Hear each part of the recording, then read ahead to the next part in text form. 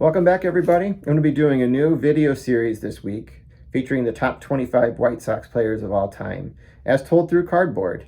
For most of these players, I have at least a card. There's a couple that I don't, and these are players that played at the beginning of last century. This team is one of the original American League teams, so you can imagine there's going to be cards dating back from early baseball all the way to current. So this was inspired in part by me getting a 1950 Bowman Luke Appling. Luke Appling is considered to be one of the best all-time White Sox players. For a while, he was considered to be the best White Sox player, as voted on by the fans in the late 60s, and was thought to be that way for many years thereafter. So I was kind of curious, I was putting together the video, has that list changed? So this is based on my opinion. I did some research on these players. It took a little time putting this video together because of all the research I did. I went through about 30 different names. Some are Hall of Famers, some are not Hall of Famers. And I looked at a lot of their stats, used wins against replacements quite a bit to be able to make the determination of where these people fell. Had to kind of make a determination of pitchers versus position players and their value there. Are they all-time legends for the team? Are there names that we're speaking of to this day? Did they spend the predominant of their time with the White Sox? We do have a few players that have great career statistics that were only with them for a short period of time. I tried to take some of those factors into account. I hope you enjoy this video series, and this is going to be the first one of 5. So today we're going to be going through 25 to 21. All right, here we go. Just wanted to start the video real quick doing a couple of honorable mentions. We have some great players who only played a couple seasons with the team that if they played a few more would have actually probably broken into the top 25, including some that all of them were all-stars at some point, shape, or form for the team. I think maybe one wasn't, but he had a career milestone when he was with the team. So the 3 players that really fell kind of outside of the list, actually there were 4. One being Rich Goose Gossage. He did lead the league in saves for a little while when he was the White Sox, but he's really more known to pitch for the Yankees and the Padres. So that's why he didn't quite make the list too, is that he's much more noted to be a member of those teams than he was the White Sox, even though that's where he started his career. Another one kind of fell in that category is Dick Allen, really more known for pitching or playing for the Philadelphia Phillies than he was for the White Sox. But fans here remember him, and partially because of the Southside Hitman, and he was our star player at the time, including threatening for a triple crown back in the early 70s. So he's a player that has he's a fan favorite. He's always going to have a soft place in many Sox fans' hearts because of the time he had with us. Another one I don't have a card for at this point, at least. At some point, I'll pick one up. Is Al Simmons. He played in the 1930s, but he's really more known for the Philadelphia A's. Really up there like all-time RBI leaders. Really a great player during his time. But for the White Sox, he was an all-star for them 3 years in a row.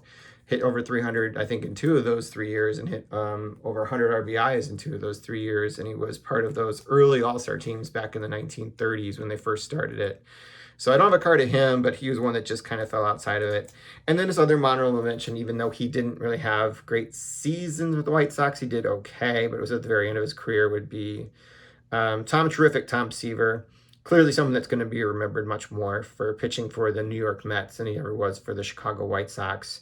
But I wanted to kind of just acknowledge those players before I went into the list. All right, so I took into account, again, looking at wins above replacements, their contributions to the team. So sometimes maybe a legacy player is going to go a little higher on the list than it might be for somebody who was here for a short period of time and dominated. But there's some players who most of their statistics have been accumulated with the team, even though they've moved on. And maybe that will change as they continue to play for some of the active players. But the first one kind of on that list, and for me, number 25 was Chris Sale. Chris Sale, why I listed him as number 25 is most of his wins above replacement were earned with the White Sox because he's been mostly hurt for the Red Sox. I know he's a World Series winner for the Red Sox, but during his time with us, he was an all-star almost every season he was with us, but he also led the AL in strikeouts with us while he was with us. So Chris Sale is up there on my list. He may not agree with being on the list. He may tear up his jersey But I think he was a great pitcher. We do kind of miss him here, even though I know he hasn't been very productive since he left. Number 24 is actually a fan favorite player and one of my favorite players growing up. A guy that I thought needed to be somewhere on the list is Ray Durham. Even though he's not obviously going to be our best all-time second baseman, we have a couple on the list that are much more accomplished than he is. This guy still hit over 2,000 hits during his time in the league. Was a two-time All-Star, only with the White Sox during that time. Stole just under 300 bases in his career. Scored over 1,200 runs. So he was definitely a very serviceable player for many years. And just like a real fan favorite for the team. Probably his biggest shortcoming with us was not his offense. It actually was his defense. Could make some great players, but then he would not make some of the routine plays that we really needed. Member of the 2000 playoff team for the White Sox. I remember that well, because actually it was the first playoff game I ever attended. The next one I think we're up to now, number 23, is going to be a guy that came over to the Go-Go White Sox just at the right time and helped them go to the World Series, even though we lost to the Los Angeles Dodgers in 1959. We had an MVP on the team, but we also had an AL Cy Young winner, and that was Early Win. So I pulled out his 1960 bazooka card here to kind of show. So I think Early Win had enough season with the White Sox where I thought it kind of justified maybe putting him on the list. If he was a career White Sox pitcher, he might have a very different discussion of where he fell on the list. Some of his better seasons actually were with the White Sox. Again, you mentioned he won the Cy Young Award with the White Sox. He also was a 300-game winner in his career and was a 7-time All-Star in his time. All right, number 22. That brings us to 22.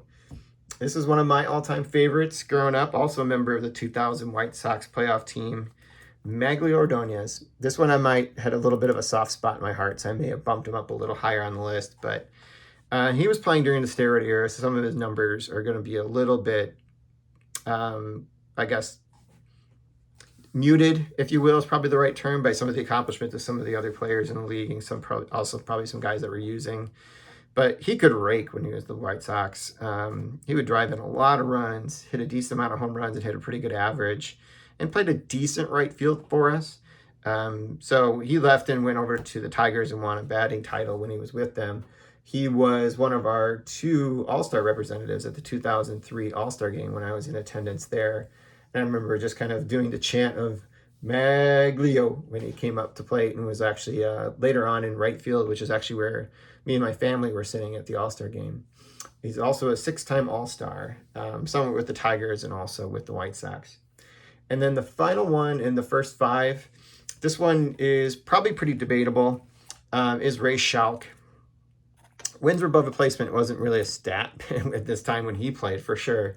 Ray Schalk was one of the clean Sox, is what they kind of referred to him as, because he obviously had the Black Sox, the guys that got caught and were suspended, or not suspended, but were actually expelled from Major League Baseball and are not in the Hall of Fame as a result of it, or not eligible, I should say.